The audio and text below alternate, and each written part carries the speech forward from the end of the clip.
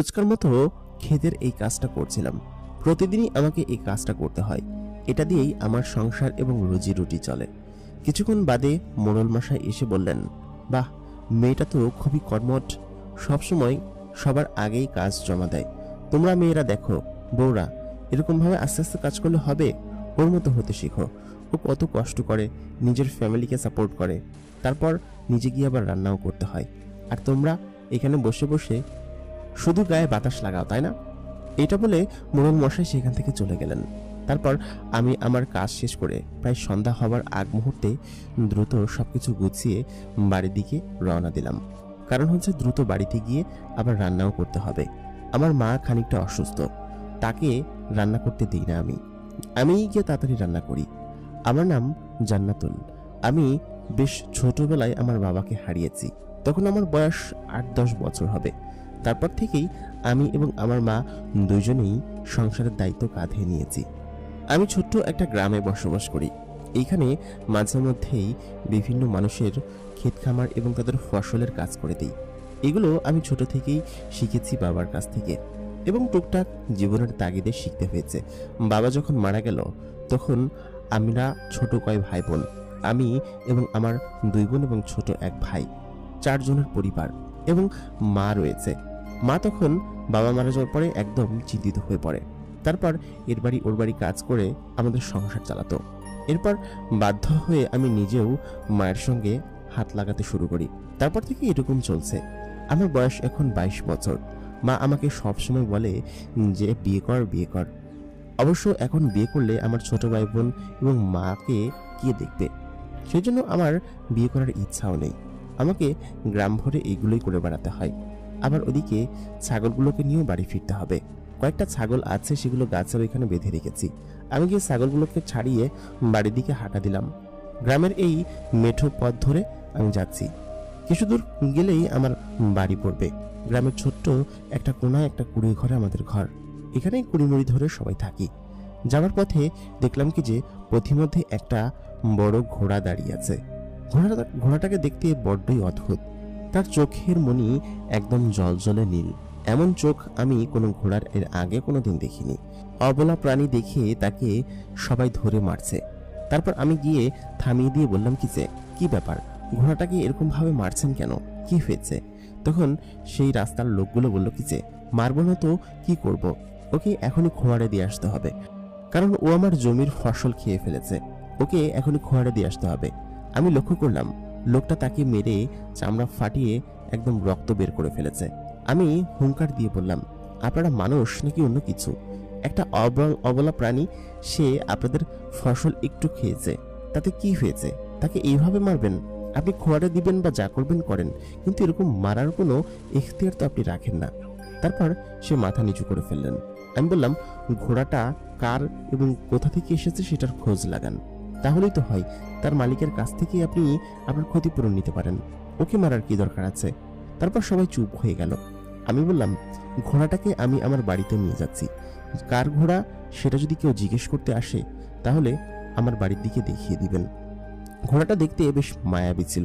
সাদা রঙের স্যাঁতসেঁতে একটা ঘোড়া, খুবই সাদা রং, এবং তার চোখগুলো একদম গাঢ় নীল বর্ণ, খুবই সুন্দর দেখতে। ঘোড়াটাকে প্রথমবার যে দেখবে সে মায়ায় পড়ে যাবে। আমি প্রথমে দেখে খানিকটা মায়ায় পড়ে গিয়েছিলাম। তারপর আমি তাকে বাড়িতে নিয়ে আসলাম।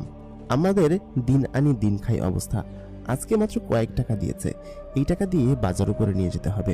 আমি রাস্তায় মুদির দোকানে দাঁড়িয়ে আধা কেজি চাল, আটা এবং তেল লবণ নিয়ে আমি বাড়ির দিকে রওনা দিলাম, কারণ এগুলো দিয়েই আজকে আমাদের বাড়িতে রান্না হবে, না হলে সবাই না খেয়ে থাকতে হবে। ঘোড়াটা আমার দিকে কেমন যেন একভাবে তাকিয়ে আছে। দেখে মনে হচ্ছে সে আমাকে চেনে এবং আমি কি করছি সেটাও সে বুঝতে পারছে। সে আমার সঙ্গে সঙ্গে হাঁটা শুরু করলো। ঘোড়াটার পিঠের ওই কাটা দাগ থেকে কয়েকটা জায়গায় কেটেছে, সেখান থেকে তখনও রক্ত ঝরছে। আমি আমার ওড়না দিয়ে সেই রক্তগুলো থামানোর চেষ্টা করছি, কিন্তু কোনোভাবেই থামছে না। আমি দ্রুত বাড়িতে চলে আসলাম। বাড়িতে এসে মায়ের কাছে বললাম, মা, খাবারগুলো একটু তুমি তৈরি করো, আমি এসেই রান্না করছি, একটু কেটে কুটে দাও। মা তখনও বেশ খানিকটা অসুস্থ, মায়ের বেশ কয়েকদিন ধরে জ্বর, সে কাজেও যেতে পারছে না। তারপর মা বলল কি যে, কোথায় যাচ্ছিস? আমি বললাম, মা, বাইরে এসে দেখো। তারপর আমার মা এবং ছোট ভাই বোনগুলো বাইরে চলে আসলেন। বাইরে এসে দেখতে পেলেন বড় একটা ঘোড়া, এবং ঘোড়াটা তারা দেখে চমকে গেলেন এবং বিস্মিত হলেন। বললেন, এত বড় ঘোড়া তুই কোত্থেকে নিয়ে এসেছিস? আমি মাকে বললাম, মা এই ঘটনা। তাকে সমস্ত ঘটনা খুলে বললাম যে পথের মাঝখানে ঘোড়াটাকে কেউ বা কারা মারছিল ধরে, এবং এর দোষ ছিল এ নাকি কার জমির ফসল খেয়েছে, তাই বলে এরকম ভাবে মারবে? মা দেখে বলল, তোর ওড়নাটাকে কি করেছিস? রক্তে একদম ভিজে আছে। আমি বললাম, মা এগুলো চিন্তা করো না, আমার কাছে প্রাণীর জন্য অনেক বেশি দরদ, মানুষ যে এত খারাপ কিভাবে হয়। তারপর আমি মাকে বললাম কি যে, মা আমি দ্রুত হাকিম মশাইয়ের বাড়িতে যাচ্ছি, সেখান থেকে ওষুধ নিয়ে আসতে হবে। ওষুধ না আনলে হয়তো এর রক্ত পড়া বন্ধ হবে না, আর এই ঘাও হয়তো সারবে না। আমি দ্রুত চলে গেলাম। মা আমাকে থামিয়ে দিয়ে বলল কি যে, তুই কোথায় যাচ্ছিস? তোর কাছে কি টাকা আছে? হাকিম মশাই তো টাকা ছাড়া ওষুধ দিবেন না, তুই আমার কাছ থেকে কয়েক টাকা নিয়ে যা। আমি কয়েক টাকা জমিয়েছিলাম। তারপর মায়ের কাছ থেকে টাকাটা নিয়ে আমি দ্রুত হাকিম মশাইয়ের বাড়িতে গেলাম। হাকিম মশাই আমাকে বললেন, কি ব্যাপার, কি হয়েছে? আমি তখন সমস্ত ঘটনা খুলে বললাম। তারপর সে আমাকে একটা মলম দিল এবং কিছু ওষুধ দিল। বলল কি যে, এগুলো নিয়ম করে খাইয়ে দিও, ঠিক হয়ে যাবে। তবে সমস্যা নেই, ঘোড়াদের এসব অভ্যাস আছে, একটু একটু রক্ত বের হলে কোনো সমস্যা নেই, ওই একা একাই ঠিক হয়ে যায়। কিন্তু আমি তো বোকা মেয়ে, বিচলিত হয়ে পড়েছিলাম তাকে দেখে। তারপর ওষুধ নিয়ে টাকা দিতে যাব, বললো এই কয় টাকায় হবে না, আরো টাকা লাগবে। আমি বললাম, চাচাজি আমার কাছে তো এখন এই কয় টাকাই আছে, আমি কালকে কাজ থেকে ফিরে আপনাকে টাকাটা দিই। চাচাজি নেহাতি ভালো মানুষ, বলেন কি যে, টাকা দিতে হবে না, তুমি চলে যাও, তুমি বড় একজন ঘোড়ার জন্য এমন কিছু করছো, এত কিছু করছো, আর আমি সামান্য কয় টাকা ছাড় দিতে পারবো না? আমি বললাম, না চাচাজি, আমি আপনার টাকা দিয়ে যাব। তাই বলে আমি সেখান থেকে চলে আসলাম। তারপর বাড়িতে এসে সেই ঘোড়াটার গায়ে মলম লাগিয়ে দিলাম। মলম লাগানোর পরে তার রক্তক্ষরণ বন্ধ হলো। ঘোড়াটা আমার দিকে তাকিয়ে একটা মুচকি হাসি দিল মনে হলো। আমি যখন তার চোখের দিকে তাকালাম, বুঝতে পারছিলাম যে সে সমস্ত কিছুই হয়তো বুঝতে পারছে, এবং তার আচরণ কেমন যেন সবকিছু অদ্ভুত। সে ঘাস খাচ্ছে না। তারপর তার সামনে আরো বেশ কিছু জিনিস দেওয়া হয়েছে, কিছুই খাচ্ছে না। ঘোড়াটা চুপচাপ বসে পড়ল। আমাদের তো গোয়াল ঘরও নেই যে আমরা তাকে এমন ভাবে রাখবো। আমি দ্রুত রান্নাঘরে গেলাম। রান্নাঘরে গিয়ে আমি ভীষণ অবাক হয়ে গেলাম। এত অবাক আমি আমার জীবনে কোনোদিন হইনি। রান্নাঘরে গিয়ে সর্বপ্রথম আমি খাবারের ঘ্রাণ পেলাম। তারপর দেখলাম কি যে, বেশ কিছু খাবার আমাদের যে রান্নাঘর আছে, রান্নাঘরের চুলার পাশে সুন্দর করে সাজানো, তাও এক পদ না, 7-8 পদের খাবার। এত খাবার আমি জীবনে কোনোদিন দেখিনি, বা এত দামি খাবার খাইও নি। খাসির মাংস, গরুর মাংস, মুরগির মাংস, বাচ্চার বড় বড় টুকরো, তারপর দই, মিষ্টি, পোলাও, এইসব সব খাবার। আমি এসব দেখে ভীষণ অবাক হলাম। আমি মাকে দ্রুত ডেকে বললাম, মা এইসব খাবার তুমি এত দ্রুত কিভাবে রান্না করলে? আমি তো হাকিম মশাইয়ের বাড়িতে গিয়েছি, আধা ঘন্টাও হয়নি, এত দ্রুত কিভাবে রান্না করলে? মা তো এসে অবাক। সে এসে বললো কি যে, আমি তো এখানে তরকারিগুলো কুটে রেখেছিলাম, আর ভাতের জন্য চাল আমি এখানে রেখে দিয়েছি যে তুই আসলে ধুবি, কিন্তু এগুলো তো আমি করিনি। আমি পুরো বাড়ি খুঁজে কোথাও আমার আনা সেই সব তরকারি এবং চাল খুঁজে পেলাম না। আমি মাকে বললাম, মা তুমি কি ফাজলামি করতেছো? তুমি এগুলো কই পাইছো বলো তো? তারপর মা বললো কি যে, আমি জানি না, সত্যি জানি না, আমি এগুলো রেখে তো আমি গিয়ে শুয়ে রয়েছি, আমি তো জানি না। তারপর আমি অবাক হয়ে সবাইকে জিজ্ঞেস করতে লাগলাম, আমার ছোট বোন এবং ছোট ভাই সবাইকে ডাকলাম, কিন্তু তারাও বলতে পারে না। আমার ছোট 2 বোনের বয়স এবার 13 বছর এবং 16 বছর, আর ছোট ভাইয়ের বয়স 10 বছর। তারাও এগুলো কিছু বলতে পারে না। আমি বললাম যে, সত্যি করে বল, কে দিয়ে গিয়েছে? কারণ আমাদের বাড়িতে এইসব কেউ দিয়ে যাবে সেটা তো অসম্ভব ব্যাপার, কোনোদিনই সম্ভব না। তারপর আর কি করার, সেগুলো আমরা রাত্রে মজা করে খেয়ে নিলাম। কারণ কেউ একজন হয়তো দিয়ে গিয়েছে, হয়তো বলেনি, বা মোড়ল মশার বাড়ি থেকে আসতে পারে, তাদের বাড়িতে কোনো অনুষ্ঠান আছে, কিন্তু হলে তো সে দিয়ে যাবে। সে যেমন মানুষ, সে শুধুমাত্র নাম ফোটাতে চায়। আমার মাথায় আসলে কিছুই ঢুকছিল না। ঘোড়াটাকে রাত্রেবেলা খেতে দিয়েছি, কিন্তু সে কোনো কিছু খাচ্ছিল না। রাতের খাওয়া দাওয়া শেষ করে আমরা শুয়ে পড়লাম। হঠাৎ করে একটা ডাক আমরা উঠোনে শুনতে পেলাম। আমাদের সুজন কাকা এসেছে। সুজন কাকার কাছে বেশ কিছু টাকা পেতাম আমরা। সে এসে বলল কি যে, মানে আমাকে ভুল বুঝিস না, আমার দিতে দেরি হয়ে গেল। প্রায় 2000 টাকার মতো পেতাম। তখনকার সময় 2000 টাকার অনেক মূল্য ছিল। সুজন কাকার কাছ থেকে 2000 টাকা পেয়ে আমরা যেন আকাশ থেকে পড়লাম। কারণ তার কাছ থেকে টাকা চাইতে গিয়ে আমরা যে কত হেনস্থার শিকার হয়েছি, সে যে এরকম ভাবে আমাদেরকে টাকা দিয়ে যাবে, আমরা সেটাই কল্পনা করতে পারছি না। আমি কাকাকে ধন্যবাদ দিলাম। তারপর বললাম, কাকা কিছু খেয়ে যান। বললো, না রে মা, কিছু খাবো না। তারপর সে চলে গেল। সুজন কাকা এমন ধরনের মানুষ যে সে একবার কারো টাকা নিলে সে টাকা দেওয়া তো দূরের কথা, আপনারা হয়তো বললে বিশ্বাস করবেন না, এই টাকা আমার বাপ বেঁচে থাকাকালীন তার কাছ থেকে নিয়েছিল, আর দীর্ঘ এই 12-13 বছর পরে সে টাকা ফেরত দিচ্ছে। কি এক আজব বিষয়! আমরা তো এই টাকার আশা ছেড়েই দিয়েছিলাম। তারপর সেই টাকা দিয়ে আমরা ঘরের চাল সারালাম এবং আমার বোনেদের জন্য কিছু কিনলাম এবং ঘরের বেশ কিছু জিনিস কিনলাম। তখনকার সময় 2000 টাকা অনেক টাকা ছিল। আমি তো ভীষণ খুশি ছিলাম। আর সুজন কাকা যে এরকমটা করবে সেটা কখনোই কল্পনা করিনি। আমি একটা জিনিস খুব ভালোভাবে লক্ষ্য করেছি, ঘোড়াটাকে যেদিন থেকেই আমাদের বাড়িতে নিয়ে এসেছি সেদিন থেকেই আমাদের বাড়িতে ভালো ভালো সব খাবার আসছে। বিগত 3 দিন যাবৎ এমনই হচ্ছে এবং যত ধরনের বিপদ আপদ বা সমস্যা, টাকা পাওয়া, এই ধরনের সমস্যা কেমন যেন সমাধান হয়ে যাচ্ছে। আমি আসলে বুঝতে পারছি না, ঘোড়াটা আমাদের জন্য স্পেশাল নয় তো? আমি প্রত্যেকদিন কাজে গিয়েও সেখানে বেশি টাকা পেতে লাগলাম এবং সকালে সবাই আমাকে কেমন যেন আদর করতে লাগলো। আমি যার সঙ্গে কাজ করতাম সেই ভাবি আমাকে বলল, কিরে, কয়েকদিন ধরে তোকে খুশি খুশি লাগছে? আমি বললাম, ভাবি, সেদিনকে যে আমি বাড়িতে গেলাম না, যাওয়ার পথে একটা ঘোড়া পেয়েছি রাস্তার মাঝখানে, কারো যেন এরকম ভাবে মারছিল। আমি বলে দিয়েছি আমি নিয়ে যাচ্ছি বাড়িতে, তোমরা কেউ যদি ওকে খুঁজে পাও বা কারোর ঘোড়া কোনো মালিক যদি আসে তাহলে আমার বাড়িতে পাঠিয়ে দিবে। আমার সেই ভাবি বলল কি যে, যদি কেউ না আসে তখন কি করবা? আমি বললাম, তখন আর কি করব, আমার কাছে রেখে দিব, কোনো না কোনো দিন তো আসবেই, তাই না? তারপর ভাবি হাসতে লাগলো, ভালোই একটা জিনিস পাইছো, তবে ঘোড়াটাকে নিয়ে একদিন আমাদের বাড়িতে আসো, নাহলে চলো আমরা বেড়াতে যাই ওর পিঠে চড়ে। আমি বললাম, তা যাওয়া যায়, তবে ওকে দেখে ভীষণ মায়া লাগে আমার, সবসময় খুব আদর করি, কেমন যেন একটা মায়ার মধ্যে পড়ে গিয়েছি। তারপর মোড়ল কাকার কাছে শুনলাম কেউ একজন এই অঞ্চলে তার হারিয়ে যাওয়া ঘোড়া খুঁজতে এসেছে।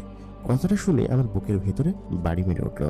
সে বললো কি যে আজকে গঞ্জে খুঁজে এসেছে, সে এসে সবার কাছে জিজ্ঞেস করছে তার এরকম একটা ঘোড়া হারিয়ে গিয়েছে, সাদা রঙের, তোমরা কি কেউ দেখেছো নাকি? যদি দেখে থাকো তাহলে কালকে গঞ্জে গিয়ে তাকে বলতে হবে। আমি সাথে সাথে চুপ করে গেলাম। আমি ভাবিকেও চুপ করিয়ে দিলাম, কারণ হচ্ছে ঘোড়াটার মায়ায় পড়ে গিয়েছিলাম। বিগত 4-5 দিন ধরে সে আমাদের বাড়িতে আছে, তাকে ভীষণ মায়া আমাকে জড়িয়ে ফেলেছে। কারণ ঘোড়াটাকে যে আমি কি পরিমাণ আদর যত্ন করে প্রত্যেকদিন গোসল করাই, তার ঘা প্রায় সেরে এসেছিল, তারপর তাকে নিজের হাতে খাইয়ে দিই, কিন্তু সে খেতে চায় না। তবে রাত্রেবেলা ঘুম থেকে উঠে দেখি সে একা একাই খায়। ঘোড়াটা কয়েকদিনই কেমন যেন আমাদের সবার মনে মায়ার সৃষ্টি করে ফেলেছে। যেদিন থেকে ঘোড়াটা এসেছে সেদিন থেকেই আমাদের বাড়িতে এরকম ভালো মন্দ খাবার আসতে লাগলো। আমি আসলে বুঝতে পারলাম না এইটার রহস্য কি, ভালো মন্দ খাবার কেন আসবে, আর এটার রহস্য বা কি হবে। যাই হোক, সেসব বিষয় নিয়ে আমার ভাবতে ইচ্ছে হচ্ছিল না। ঘোড়াটা যে আমার সঙ্গে আছে সেটাই আমার জন্য অনেক কিছু, তার মায়ায় পড়ে গিয়েছিলাম আমি। এরপর একদিন আমাদের বাড়ির পাশ দিয়ে আমাদের মৌলভী সাহেব যাচ্ছিলেন। হঠাৎ করেই তিনি আমাদের বাড়ির দিকে এমনভাবে তাকালেন যেন সে কিছু দেখেছে। তারপর আমাদের বাড়িতে উঠে আসলেন। তখন আমি উঠানে বসেছিলাম। ওইদিন আমি কাজে যাইনি, আমি ঘোড়াটাকে নিয়েই তাকে তার মাথায় হাত বুলিয়ে দিচ্ছিলাম। সে আমার কোলে মাথা রেখে শুয়েছিল। ঘোড়াটা খুবই লক্ষ্মী। তারপর মৌলভী সাহেব আমাকে দেখে বললেন, ঘোড়াটা থেকে দূরে থাকো, আমি কোনো কিছুর একটা আভাস পাচ্ছি। আমি বললাম, কিসের আভাস? তখন মৌলভী সাহেব আমাকে জিজ্ঞেস করলেন, ঘোড়াটা কোত্থেকে পেয়েছো? আমি তাকে বললাম, ঘোড়াটা তো আমি রাস্তায় কুড়িয়ে পেয়েছিলাম জখম অবস্থায়, তারপর বাড়িতে নিয়ে এসেছি, কোনো মালিক যদি আসে তাহলে আমি তাকে দিয়ে দিব। তখন মৌলভী সাহেব বললেন কি যে, তুমি হয়তো বুঝতে পারছো না, এই ঘোড়াটার গঠন ভিন্ন, এরকম ঘোড়া এর আগে আমি কখনো দেখিনি। তাছাড়া এই ঘোড়ার গা থেকে আমি অন্য কোনো দুনিয়ার জন্তুদের গন্ধ পাচ্ছি। আমি বললাম, মৌলভী সাহেব কি বলছেন এসব, অন্য কোনো দুনিয়ার ও অদ্ভুত প্রাণী মানে? তখন মৌলভী সাহেব বললেন, আমি এই ঘোড়ার গা থেকে জিনেদের গন্ধ পাচ্ছি, আর একে দেখতেও ভীষণ অদ্ভুত, স্বাভাবিক ঘোড়ার মতো নয়। আমি চমকে গেলাম, বললাম কি যে কি বলছেন এসব, জিনেদের দেখেছেন মানে? এই জিনেদের ঘোড়া হতে যাবে কিসের জন্য? হয়তো এমন হতে পারে যে এর আশেপাশে জিন ছিল, সেটা হতে পারে, কিন্তু এ জিন হতে যাবে কিসের জন্য? তখন মৌলভী সাহেব বললেন কি যে, তবে হ্যাঁ, সাবধানে থেকো, ঠিক আছে? তারপর মৌলভী সাহেব সেখান থেকে চলে গেলেন। তারপর আমার খানিকটা ভয় হতে লাগলো, জিন মানে এর কাছে কি কোনো জিন এসেছিল রাত্রেবেলা? আমি ভাবতে লাগলাম। এর পরের দিন থেকে মানে ওই দিন রাত্রে থেকে আমি কেন যেন এই ঘোড়ার আশেপাশে একটা কালো বিড়ালকে ঘোরাফেরা করতে দেখি। মাঝে মধ্যে পাখি এসে এর পিঠে বসে থাকে। আমি আসলে বুঝতে পারছি না যে এখানে কি হচ্ছে। তারপর আমি পরের দিন মৌলভী সাহেবের কাছে গেলাম, তাকে গিয়ে এরকম ঘটনা বললাম কি যে এরকম এরকম ঘটনা এরকম এরকম দেখছি। আর ঘোড়াটা কয়েকদিন ধরে কিছু খাচ্ছে না, বিগত 1 সপ্তাহ হয়েছে সে আমাদের বাড়িতে এসেছে, 1 সপ্তাহ ধরে কিছু খাচ্ছে না, কিন্তু তার পেট সবসময় ভরা দেখি আমি। তখন মৌলভী সাহেব বললেন কি যে দেখো জান্নাতুল, তোমাকে আমি বলেছিলাম যে এটা কোনো স্বাভাবিক প্রাণী নয়, এটা নিশ্চয়ই জিনটিন হতে পারে।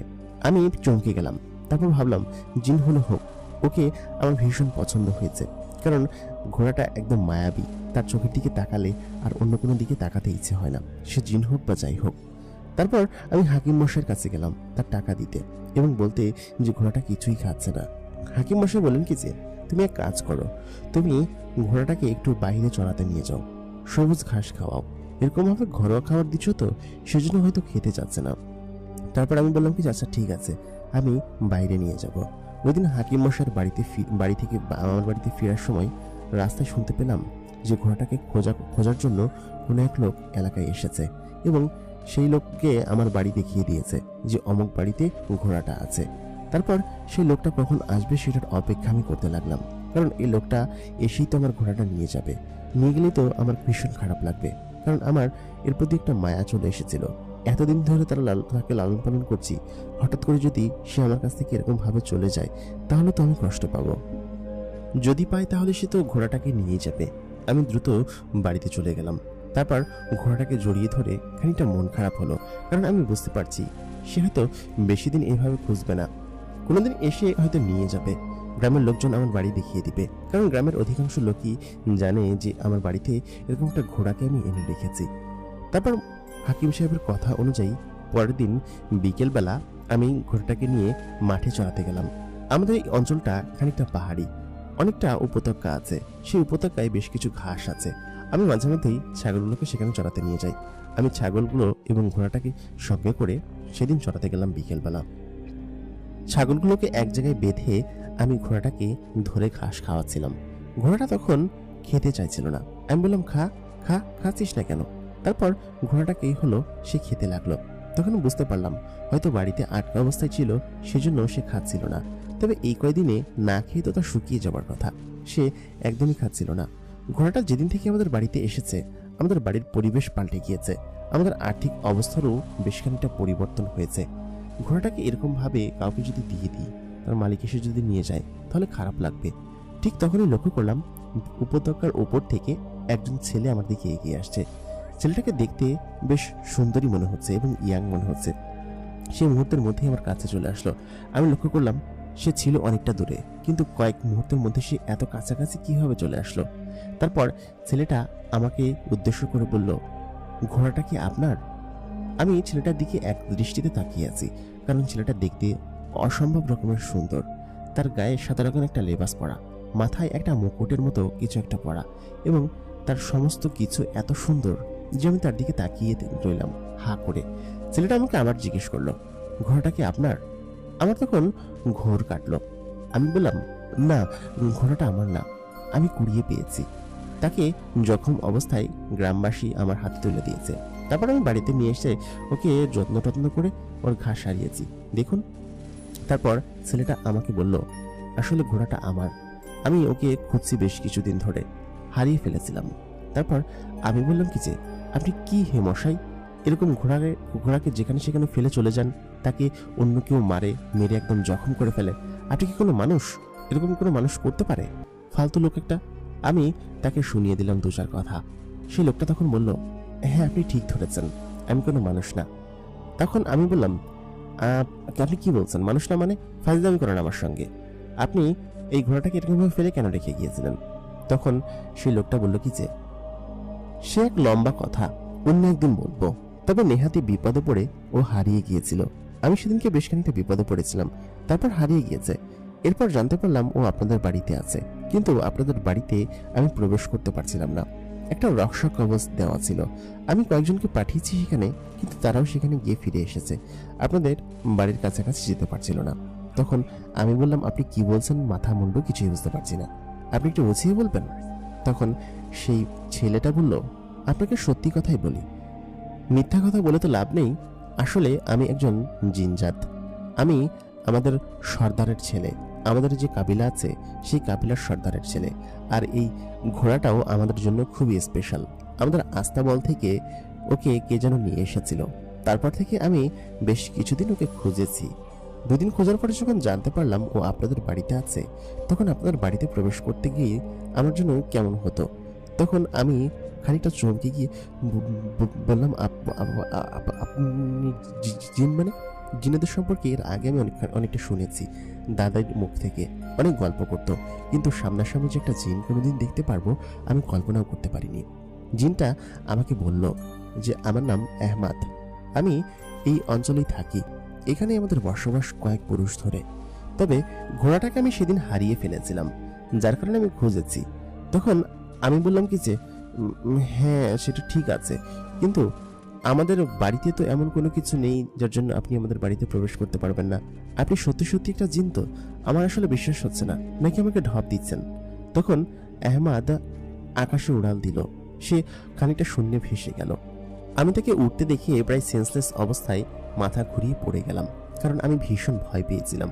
একটা জিনের দেখা পেয়েছি, জিনটা তো আমাকে ক্ষতিও করতে পারে, তাই না? আমি সঙ্গে সঙ্গে সেখানে মাথা ঘুরে পড়ে গেলাম। তারপর আমার আর সেন্স থাকলো না। খানিকক্ষণ বাদে পানির ছিটায় আমার চোখ খুলল। আমি দেখলাম আমি গাছের নিচে শুয়ে আছি, পাশেই ঘোড়াটা, এবং আমার বকরিগুলোও আমাকে তোলার চেষ্টা করছে। আহমাদ আমার দিকে তাকিয়ে মুচকি হাসছে। আমি দেখি তাকে বললাম কি যে খবরদার আমার কাছে আসবেন না, আপনি একটা জিন হয়ে আমাকে এরকম ভাবে ভয় দেখাচ্ছেন কেন? তখন আহমাদ বললেন কি যে আপনি দয়া করে ভয় পাবেন না, আমি আপনাকে ভয় দেখাচ্ছি না, আমি শুধুমাত্র আমার ঘোড়াটাকে নিতে এসেছি। এটা আমাদের জন্য বিশেষ একটা ঘোড়া, এটা আমাদের আস্তাবল থেকে কে যেন চুরি করে নিয়ে এসেছে। তারপর আমি তাকে অনেক খুঁজেছি কিন্তু পাইনি, তবে হয়তো কেউ এই গ্রামে ফেলে গিয়েছে। যাই হোক, আপনি একে এত যত্ন করেছেন তার জন্য আপনাকে অনেক ধন্যবাদ।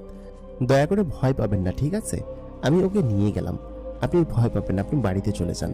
তারপর আমি সঙ্গে সঙ্গেই বাড়িতে চলে আসলাম। আমি পেছন দিকে যখন তাকালাম দেখলাম ঘোড়াটা এবং আহমাদ আমার দিকে তাকিয়ে আছে। তারপর আহমাদ ঘোড়ার পিঠে চড়লেন এবং মুহূর্তের মধ্যে আকাশে উড়াল দিলেন, যেমনটা তারা এক পাশ থেকে অন্য পাশে খুব দ্রুত গতিতে চলে যায়। আমি দেখি আমার তো আক্কেল গরম অবস্থা। আমি দ্রুত ছাগলগুলোকে নিয়ে বাড়িতে চলে আসলাম। ভীষণ ভয় পেয়েছি। আমার ওই দিন রাতে 103 ডিগ্রি জ্বর চলে আসলো। এত ভয় আমি আমার বাপের জন্ম কোনোদিন পাইনি। আমি এই গ্রামের আকাশে বাতাসে খেলে বড় হয়েছি, কিন্তু এত ভয়ের কথা এর আগে আমি কোনোদিন দেখিনি বা শুনিও নি। তারপর ওই দিন রাতে আমার জ্বর চলে আসলো। ওই দিন রাতেও আমাদের যে বাড়িতে খাবার আসতো সেই খাবার আসাটাও বন্ধ হয়ে গেল। 3 বেলায় আমাদের বাড়িতে ভালো ভালো খাবার আসতো এবং 3 বেলায় সেই খাবার আসা বন্ধ হয়ে গেল। রাতে কষ্ট করে আম্মাকে রান্না করতে হলো। এত পরিমাণ জ্বর ছিল যে আমি জ্বরে ভাজা পড়া হচ্ছিলাম। তারপর আম্মা রান্না করে আমাকে খানিকটা খাইয়ে দিয়ে হাকিম কাকার কাছ থেকে ওষুধ এনে আমাকে খাইয়ে ঘুম পাড়িয়ে দিল। আমার ভীষণ জ্বর ছিল, আমি ভয় পেয়ে হয়তো জ্বর এসেছে আমার গায়ে। এতটা ভয় পেয়েছি যে আমি কি বলে বোঝাবো। আমি রাত্রে লাফ দিয়ে দিয়ে উঠতে লাগলাম। আম্মা আমার পাশেই শুয়েছিল, কারণ আমি আম্মাকে সমস্ত ঘটনা বলেছি এবং বলেছি এই ঘটনা। আম্মা তো শুনে ভীষণ অবাক। একটা জিনের ঘোড়াকে এনে ঘরে রেখেছি, আমি তোকে বারবার নিষেধ করেছি এরকম কোনো কিছু করবি না। তখন আম্মাকে বললাম, আম্মা চুপ থাকো, আমার ভীষণ খারাপ লাগছে। তারপর হঠাৎ করে মাঝরাতে আমি স্বপ্ন দেখলাম, নাকি আমার ঘুম ভেঙে আমি সত্যি সত্যি দেখেছি আমি জানি না। আমি দেখলাম আহমদ আমার পায়ের কাছে দাঁড়িয়ে আছে। আমার পা দুটোকে সে স্পর্শ করলো, তারপর সে কিছু একটা পড়লো এবং তারপর আমার মাথার কাছে এসে আমার মাথায় হাত দিয়ে আমার কপালে একটা ফু দিল। আমার মুহূর্তের মধ্যে জ্বর গায়েব। আমি সঙ্গে সঙ্গে উঠে বসলাম। আমি এটা স্বপ্নে দেখেছি নাকি সত্যি আমি বুঝতে পারছি না।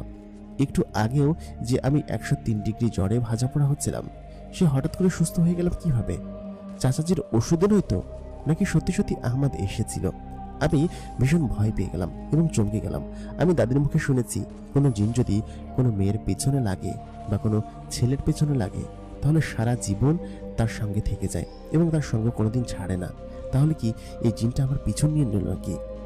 আমি আহমদকে স্পষ্ট দেখেছি এবং আমার জ্বর আমাকে জানান দেয় যে আমি কতটা সুস্থ এবং আহমদ এখানে এসেছিল নিশ্চিত। আমার গায়ে 1 ফোঁটা জ্বর নেই, শরীরে ব্যথা ছিল, গায়ে জ্বর ছিল, জ্বর 1 ফোঁটাও নেই। আমি মাকে দ্রুত তুলে বললাম, মা ও জিনটা এখানে এসেছিল এবং সে আমার পায়ে এরকম ভাবে কিছু একটা করলো এবং মাথায় হাত বুলিয়ে দিয়ে একটা ফু দিল। তারপর আমি সুস্থ হয়ে গেলাম। মা দেখলো আমার গা একদম ঠান্ডা, কোনো জ্বর নেই। তারপর রান্নাঘর থেকে খুব সুন্দর খাবারের সুঘ্রাণ আসতে লাগলো। আমরা দুজনেই রান্নাঘরে দৌড়ে গেলাম। দেখতে পেলাম হ্যাঁ, সত্যি কথা, একদম সত্যি কথা, আহমদ নিশ্চয়ই এখানে এসেছিল। আর ঘোড়াটা যখন থেকে চলে গিয়েছে তখন থেকেই আমাদের বাড়িতে খাবার আসা বন্ধ হয়ে গিয়েছিল।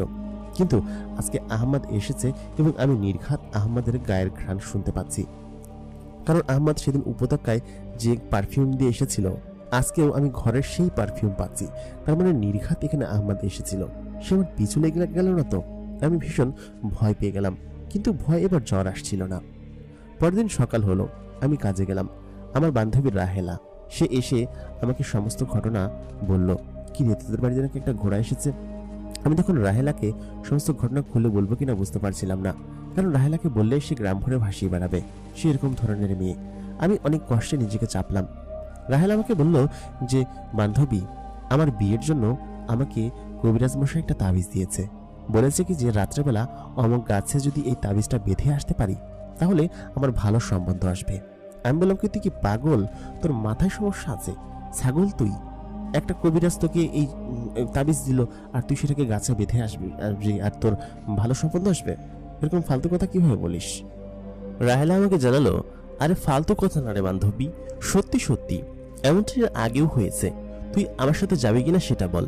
না যাওয়ার জন্যই বাহানা করছিস, তাই না? আমি বললাম, আচ্ছা ঠিক আছে, তোর সঙ্গে আমি যাব, কিন্তু কোন গাছ?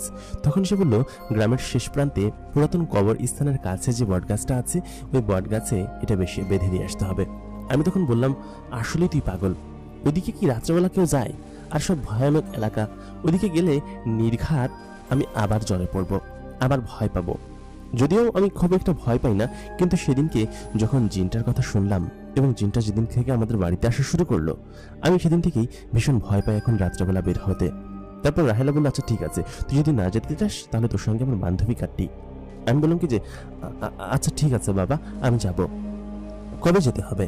তখন বললো কি যে, এই আসছে শুক্রবার রাত্রেবেলা আমি তোকে ডাক দিব, ঠিক আছে? আমি বললাম, আচ্ছা ঠিক আছে। তোর কথা শুনতে গিয়ে যদি আমি আবার ভয় পাই তখন দেখিস কি করি তোকে আমি। এরপর শুক্রবার দিন রাত্রেবেলা সে আমাকে ডাকতে আসলো।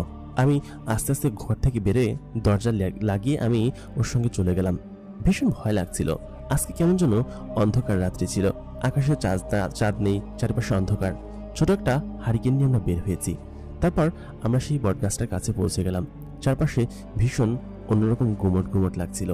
আমার কাছে ভয় লাগছিল কখন জানি সেই জিনটা চলে এসে আমাদের উপর হামলা করে, কারণ জিনটাকে আমার ভীষণ ভয় লাগতো। তারপর রাহেলা দ্রুত সেই গাছে সেই তাবিজটা বাঁধল। বাঁধার পরে হঠাৎ করেই একটা ঝোড়ো হাওয়া এসে হারিকেনটা নিভিয়ে দিল। আমাদের কাছে কোনো গ্যাস লাইট অথবা মার্চিসও ছিল না যে আমরা হারিকেনটা জ্বালাবো। রাহেলা তখন ভয় ওরে মারে বলে চিৎকার দিয়ে উঠল। আমি বললাম, কি হয়েছে? সে বলল, অন্ধকারে কিছু দেখা যাচ্ছে না, দ্রুত বাড়ির দিকে ছোট। তারপর রাহেলা সদরের সামনের দিকে দৌড় দিল। আমি নিজেও তখন দৌড়ানো শুরু করলাম। তারপর আমি লক্ষ্য করছিলাম রাহেলা আমার আশেপাশে নেই, ও আমার আগেই দৌড়ে চলে গিয়েছে। আমি তাকে বললাম কি যে, দাঁড়া, এই দাঁড়া, আমাকে সঙ্গে করে নিয়ে যা। কিন্তু কে শোনে তার কথা? সে দৌড়ে আমার আগেই চলে যেতে লাগলো। আমি হারিকেনটা নিয়ে আস্তে আস্তে দৌড়াচ্ছিলাম, কারণ আমার পায়ে ব্যথা পেয়েছিলাম 2 দিন আগে। আমি দৌড়াতে পারছিলাম না। আমি শুনতে পেলাম আমার পেছনে কেউ একজন আসছে। পায়ের ছোপ ছোপ শব্দ আমি শুনতে পাচ্ছিলাম। আমি ভাবলাম সে জিনটা নয় তো। তারপর যেটা ভাবনা সেটাই সত্যি হলো। আমি আহমদের গায়ের গন্ধ পেতে লাগলাম। আহমদ ছেলেটা দেখতে অসম্ভব রকম সুন্দর। তাকে দেখে যে কোনো মেয়ে মানুষ ফিদা হয়ে যাবে। আমি নিজেও ফিদা হয়ে গিয়েছিলাম প্রথম দিন দেখে, কিন্তু যখন শুনতে পারলাম সে একজন জিন, তখনই আমার কেমন যেন অদ্ভুত লাগতে শুরু করলো। এরপর আহমদ আমার সামনে এসে দাঁড়ালো। আমি তাকে দেখেই একটা চিৎকার দিয়ে উঠলাম। আহমদ বলল, আহা, ভয় পাচ্ছেন কিসের জন্য? আমি তো আপনাকে সেদিন বলেছি আমরা ভালো জিন, আমরা কারোর কোনো ক্ষতি করি না। তখন আমি বললাম, আপনি আমার পিছু নিয়েছেন কিসের জন্য? আর সেদিন আমাদের বাড়িতে কেন এসেছিলেন? তখন আহমদ বলল, সেদিন তোমাদের বাড়িতে এই জন্য গিয়েছিলাম যাতে করে তুমি সুস্থ হয়ে ওঠো। তুমি আমাকে দেখে ভয় পেয়েছিলে না, সেই জন্য আমি ভেবেছিলাম যে আমার জন্য কেন কষ্ট পাবে তুমি, যার কারণে আমি তোমাকে সেদিনকে সুস্থ করার জন্যই গিয়েছিলাম আমাদের হাকিমের কাছ থেকে একটা ওষুধ নিয়ে। আমি বললাম, আমাদের হাকিমে যে কাজটা করতে পারলো না সেটা আপনার হাকিমে করে ফেললো? এটা তো আমাদের হাকিমেই করেছে। আপনি শুধু শুধু সেদিনকে এসেছিলেন, আমি জানি আপনি আমাকে দেখার জন্য এসেছিলেন। তখন আহমদ আমাকে বলল, তোমার এত রোগ জ্বালিয়েছে যে আমি তোমাকে দেখার জন্য এসেছি? আপনি আমার পিছু কেন নিয়েছেন আজকে সেটা বলেন তো? তখন আহমদ আমাকে বলল, আমি তোমার পিছু এই জন্য নিয়েছি যাতে করে আমি তোমাকে দাওয়াত দিতে পারি। আমি বললাম, দাওয়াত দিতে পারেন মানে? আমি বুঝতে পারছি না কিছু, কিসের দাওয়াত? তখন আহমদ বলল, তুমি যে আমাদের ঘোড়াটাকে বাঁচিয়েছ এবং ঘোড়াটাকে এত যত্ন করেছ, সেজন্য আমি তোমাকে পুরস্কার দিতে চাই। আমি না, সরি, ভুল হয়েছে। আমার বাবা তোমাকে আমাদের এখানে ডেকেছে। তুমি যদি আমাদের এখানে যাও তাহলে আমার বাবা মা ভীষণ খুশি হবেন। আমি তাকে বলেছি যেরকম একটা মেয়েটা এতিম, সে এত কষ্ট করে সারভাইভ করে। তারপর আমাকে বলেছে যে মেয়েটাকে যেন আমি আমাদের এখানে নিয়ে আসি, সেজন্যই আমি তোমার পিছু নিচ্ছিলাম। তুমি বুঝতে পেরেছ? তখন আমি বললাম, জি না, আমি কোথাও যাচ্ছি না। আপনি আমাকে সঙ্গে করে নিয়ে যান, তারপর ওইখানে নিয়ে গুম করে ফেলেন, তাই না? জিনেদের দেশে নিয়ে যান, তাই না? আমি দাদির মুখে অনেক কথা শুনেছি, এরকম ফুসিয়ে ফাঁসিয়ে মেয়েদেরকে ছেলে জিনরা নিয়ে যায়, তারপর আর দিয়ে যায় না। আমি কখনোই যাব না আপনার সঙ্গে। আপনি আমার রাস্তা ছাড়ুন, আমি এখান থেকে চলে যাব। তারপর আহমদ বলল, আহা চলেন না। আমি বললাম, জি না, আমি আপনার সাথে যাচ্ছি না। আপনি দয়া করে আমার রাস্তা ছাড়ুন, আমার ভীষণ ভয় লাগছে, কিন্তু আমি কিন্তু তখন চিৎকার করবো। আহমদ তখন বলল, আচ্ছা ঠিক আছে বাবা, তোমার যেতে হবে না, চলো আমি তোমাকে বাড়িতে দিয়ে আসি। আমি বললাম, আপনাকে বাড়িতে দিয়ে আসতে হবে না, আপনাকে দেখেই আমার ভয় লাগছে। আহমদ তখন বলল, আমার চেহারা কি ভয়ানক বা এমন কোনো কিছু করেছি আমি যে যার জন্য ভয় পাচ্ছ তুমি? তখন আমি বললাম, না না, তেমনটা কিছু করেননি, তারপরেও কেমন যেন অদ্ভুত লাগছে। আহমদ তখন বলল, অদ্ভুত লাগার কিছু নেই। তারপর আহমদ আমার হারিকেনে হঠাৎ করে আগুন জ্বালিয়ে দিল। এরকম একটা চুটকি বাজানোর সাথে আমার হারিকেনে আগুন ধরে গেল। তারপর আমি হাঁটতে লাগলাম, আহমদ আমার পেছন পেছন আসতে লাগলো। হঠাৎ করে কেন যেন আমার ভয় লাগছিল না। এই প্রথম আহমদের সঙ্গে এত সুন্দরভাবে যেন কথা বললাম, ঢং করে করে। কারণ প্রথম তাকে ভয় লাগলেও এখন কেমন যেন আমার ভেতর থেকে সেই ভয়টা কেটে গিয়েছে। তারপর আহমদ আমাকে বাড়ি পর্যন্ত পৌঁছে দিয়ে গেল। আমি খানিকটা মুচকি হাসলাম। ছেলেটাকে প্রথম দেখায় আমি পছন্দ করে ফেলেছিলাম। এরপর থেকে ছেলেটা আমার এরকমভাবে পিছু নেবে আমি বুঝতে পারিনি। সে যে একটা জিন, সেটা প্রথম মেনে নিতে আমার কষ্ট হয়েছিল। তারপর আমি বাড়িতে চলে আসলাম। আমি বেশ খানিকটা খুশি ছিলাম, কারণ হচ্ছে কেন যেন আহমদের প্রতি আমার একটা অন্যরকম টান আসতে লাগলো। এটা কেন এসেছিল? সেদিন বিকেলবেলা আমি ছাগলগুলোকে চড়াতে সেই উপত্যকায় নিয়ে গিয়েছিলাম। সেখানে যাবার পরে আমি দেখলাম আহমদ আমাকে দূর থেকে দেখছে। তারপর আমার কাছে আসলো, সে আমাকে বলল, কেমন আছো? আমি বললাম, ভালো আছি। আপনি আবার এখানে কি করছেন? সে আমাকে জানালো যে আমাদের এলাকায় আপনাকে যাওয়ার জন্য আমন্ত্রণ জানালাম, আমার বাবা নিজে তোমাকে নিতে আসবে বলেছে। আমি বললাম, সত্যি সত্যি নিতে আসবে আঙ্কেল? তুমি মিথ্যে কথা বলছো না তো? তারপর আহমদ বলল, আপনি থেকে তাহলে তুমিতে আসা হয়েছে। আমি তখন লজ্জা পেয়ে গেলাম, কারণ আমার মুখ থেকে অটোমেটিক তুমি বের হয়ে গিয়েছে। আহমদকে আমি জিজ্ঞেস করলাম, আচ্ছা তুমি কেন আমার কাছে প্রত্যেকদিন আসো বলো তো? আমার এই জিনিসটা কেন যেন অদ্ভুত লাগে। তুমি একজন জিন আর আমি একজন মানুষ, এই জিন আর মানুষ এরকম ভাবে দেখা করাটা কি ঠিক?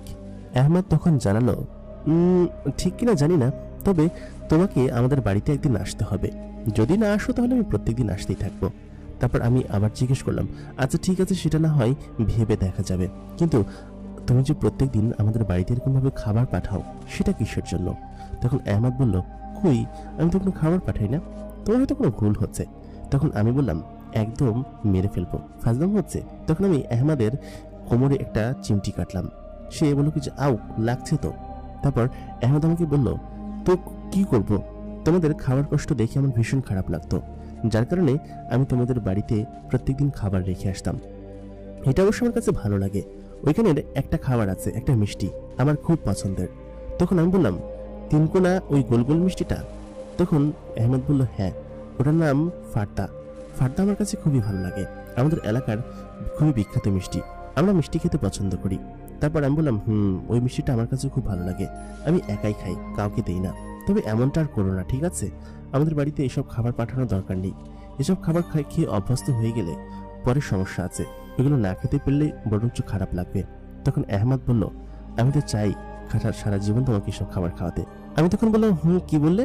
তখন আহমদ বলল, না কিছু না, আজকে আমি যাই, ঠিক আছে? এটা বলে আহমদের কাছ থেকে বিদায় নিয়ে আমি চলে আসলাম। আমি দেখলাম আহমদ আমাকে বাড়ি পর্যন্ত পৌঁছে দিচ্ছে, সে আমার পিছু পিছু আসছে। আমার কেমন যেন এই জিনিসগুলো ভালো লাগতে শুরু করলো। আমি একটু একটু করে আহমদের প্রেমে পড়ে যাচ্ছি না তো? আমি কিছু বুঝতে পারছি না। আহমদ আমাকে প্রত্যেকদিনই এরকমভাবে বাড়ি পর্যন্ত এগিয়ে দিয়ে যেত এবং বলতো, আমি তোমার পিছু ছাড়ছি না যতদিন না তুমি রাজি হচ্ছ আমাদের বাড়িতে যাওয়ার জন্য। আমি ভাবতে লাগলাম কি করব। আমি আহমদের প্রেমে যে পড়ে গিয়েছি সেটা খুব ভালোভাবেই বুঝতে পারছি। ও আমাকে সমস্ত ধরনের কেয়ার করত, সব ধরনের সাহায্য করত এবং আমাকে সবসময় কেয়ার করত, ভালোবাসতো, অনেক ধরনের যত্ন করত।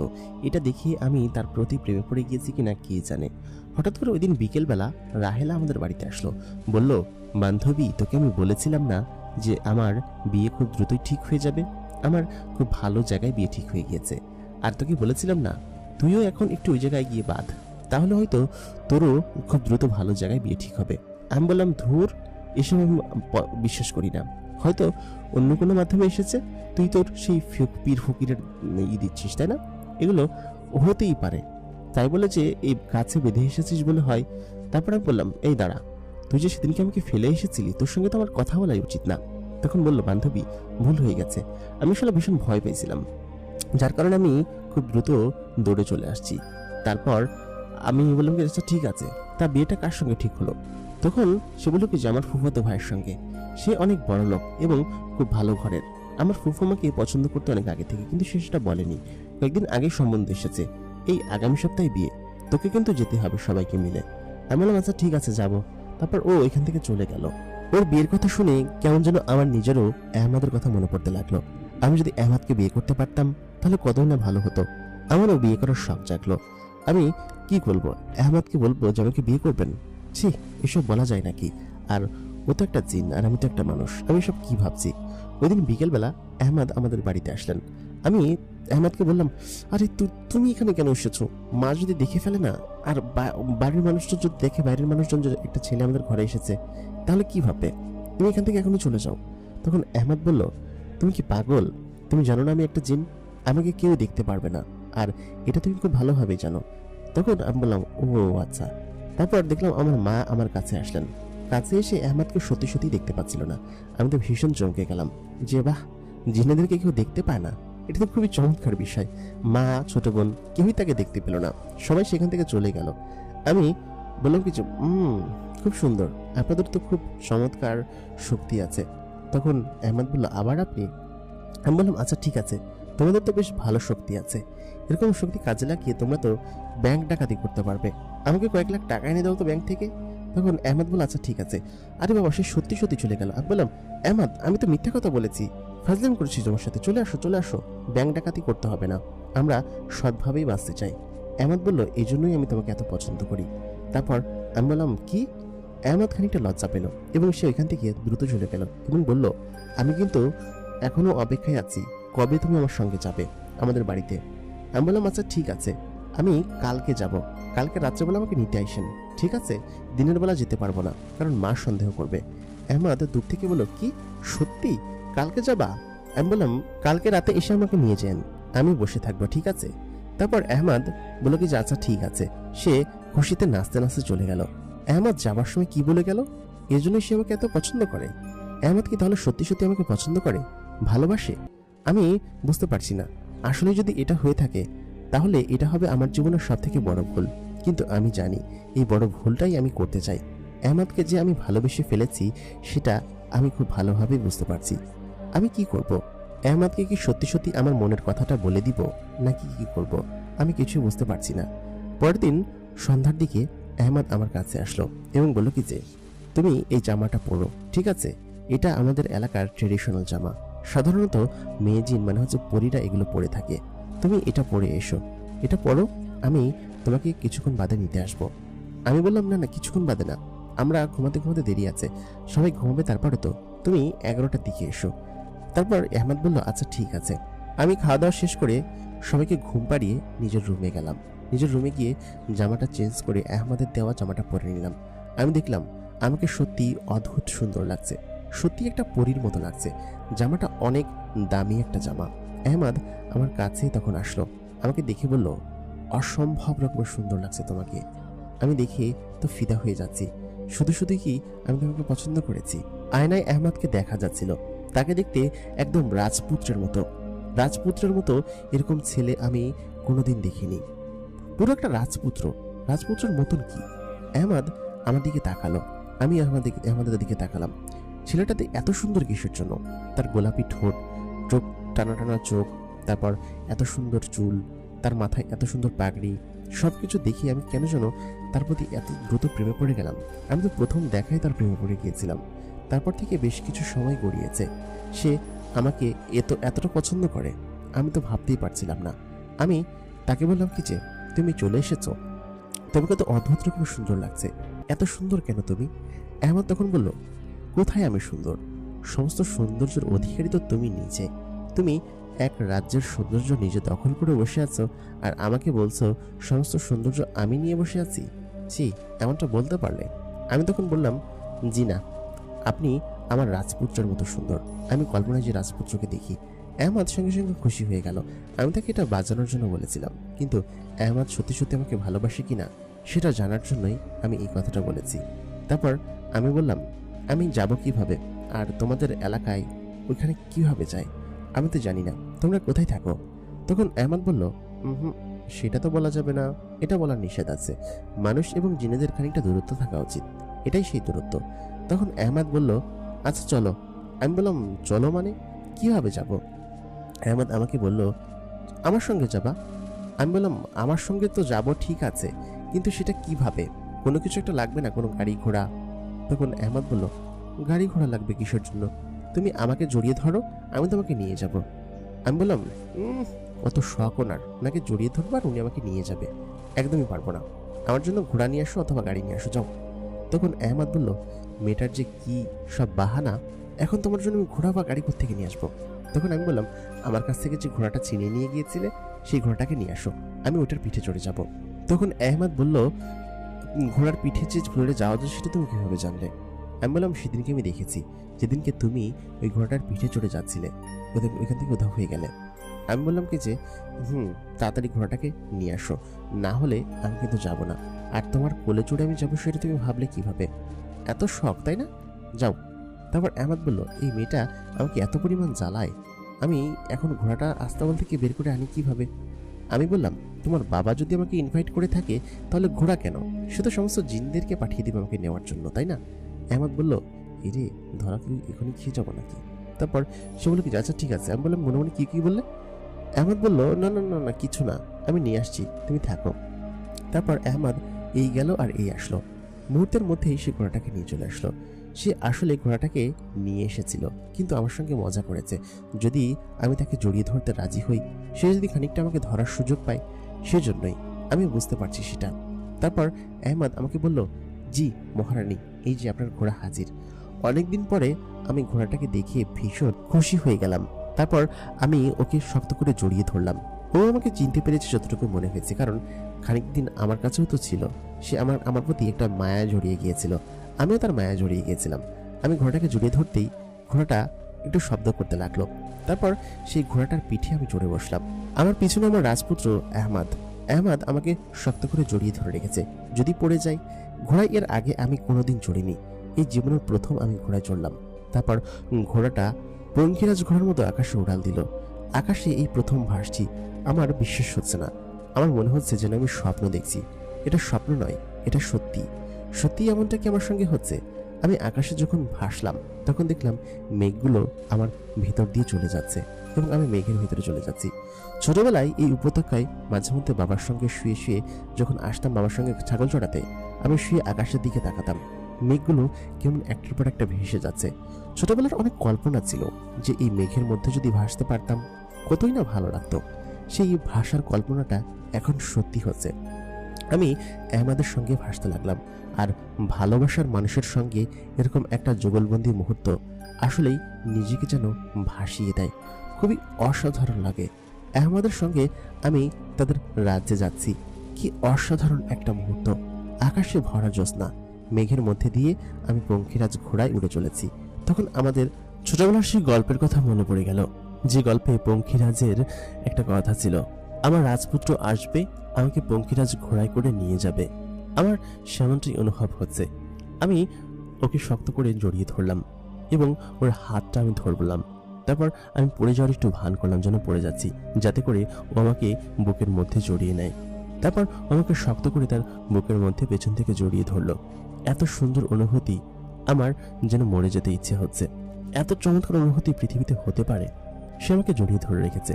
আমার মনে হচ্ছিল যেন এই পথটা যেন না শেষ হয়। আমি চোখ বন্ধ করে শুধুমাত্র অনুভব করছিলাম ওর গায়ের ঘ্রাণ, ওর উপস্থিতি আমাকে যেন একদম মাতম করে দিচ্ছিল। আমি ওকে বললাম কি যে, আর কত দূর, এই পথ যেন শেষ না হয়। আমাকে বললো, কি বলছো, এই তো চলে এসেছি আমরা। তারপর বিশাল এক বাড়ির সামনে ঘোড়াটা দাঁড়ালো। ঘোড়া থেকে নেমে আমি যখন নিচে পা রাখলাম, নিচে ফুলে সজ্জিত এক লাল গালিচা। সবাই আমার জন্য অপেক্ষা করছে, আমাকে আমন্ত্রণ জানানোর জন্য। আমার সবকিছু যেন স্বপ্নের মতো লাগছে। এটা কি আসলে স্বপ্ন নাকি সত্যি? প্রিয় দর্শক, এই গল্পের পরবর্তী কি হয়েছিল সেটা আমরা দ্বিতীয় অংশে জানার চেষ্টা করব। দ্বিতীয় পর্বে কি হয়েছিল জানতে হলে আমাদের সঙ্গে থাকুন। এতক্ষণ কণ্ঠে আমি ইমরান আপনাদের সঙ্গে ছিলাম। দেখা হবে পরবর্তী এপিসোডে। পরবর্তী এপিসোড দেখার জন্য আমন্ত্রণ রইল। আপনারা যদি আমাদের ভিডিওতে লাইক না করে থাকেন, কমেন্ট না করে থাকেন, তাহলে এখনই কমেন্ট করে দিন এবং আমাদের চ্যানেলটাকে সাবস্ক্রাইব করে রাখুন। দেখা হচ্ছে পরবর্তী এপিসোডে। ততক্ষণ পর্যন্ত ভালো থাকুন, সুস্থ থাকুন এবং দ্য মেগাবক্স সাবস্ক্রাইব করুন। আরেকটা কথা, আমাদের জিনের দুনিয়া সিজন 2 আসতে চলেছে খুব দ্রুত। দ্য মেগাবক্স প্রাইমে জিনের দুনিয়া সিজন 2 পাবেন। অবশ্যই সেখানে গিয়ে সেটা দেখবেন। ধন্যবাদ সবাইকে।